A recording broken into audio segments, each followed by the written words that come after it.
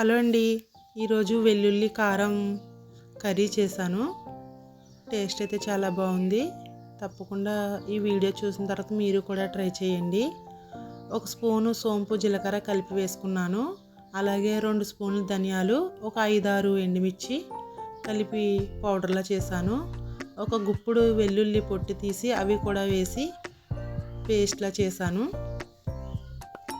Water ఏమీ వేయలేదు, వెల్లుల్లి తడికే అది పేస్ట్లా అయిపోయింది. ఒక 4 చిన్న సైజు ఉల్లిపాయలు తీసుకుని చిన్న ముక్కలుగా కట్ చేసుకుని అవి కూడా ఇందులో వేసి గ్రైండ్ చేశాను.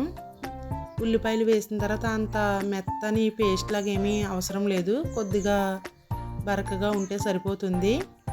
చూడండి, ఇలా చేసుకుంటే సరిపోతుంది. ఉల్లిపాయలో వాటర్ కూడా దీనికి సరిపోతుంది, మనం వాటర్ వేయాల్సిన అవసరం ఏమి లేదు. ప్యాన్ హీట్ అయిన తర్వాత కొద్దిగా ఆయిల్ వేసి, ఆయిల్ కొంచెం ఎక్కువే పడుతుందండి. ఆయిల్ హీట్ అయిన తర్వాత ఈ వెల్లుల్లి కారం ముద్దను ఇందులో వేసి వేయించుకోవాలి. మొత్తం అంతా వేస్తాను.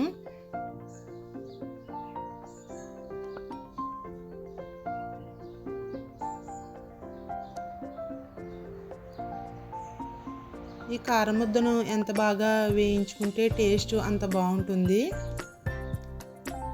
ఎప్పుడైనా ఇంట్లో ఒక్కొక్కసారి కూరగాయలు ఏమీ లేనప్పుడు ఇలా చేసుకుని తింటే బాగుంటుంది.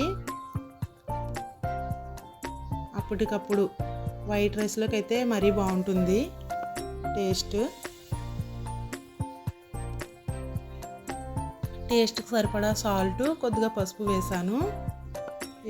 ఇదే ప్లేట్లో కొద్దిగా వాటర్ వేసుకుని మిక్సీ జార్లో కూడా కొద్దిగా అదే వాటర్ని వేసుకుని ఇదంతా వేగిన తర్వాత దీన్ని వాటర్ని ఇందులో వేసుకున్నాను.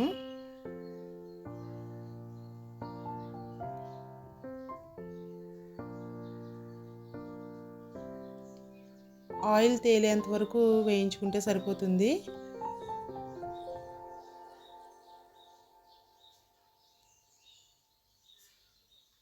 ఇలా ఈ కూర నుంచి ఆయిల్ సెపరేట్ అయ్యేంత వరకు ఉడికించుకోవాలి. చూడండి, ఇలా సెపరేట్ అవ్వాలి. గుమగుమలు ఎంత బాగా వస్తున్నాయంటే చూస్తేనే తెలుస్తుంది కదా.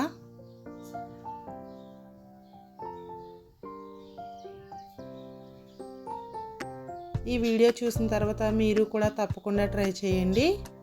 వెల్లుల్లిపాయలు హెల్త్కి కూడా మంచిదే కాబట్టి.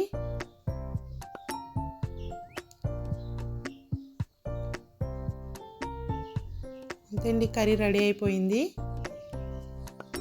వేడి వేడి అన్నంలో వేసుకుని తింటే చాలా బాగుందండి. మా పిల్లలు అయితే చాలా ఇష్టంగా తిన్నారు.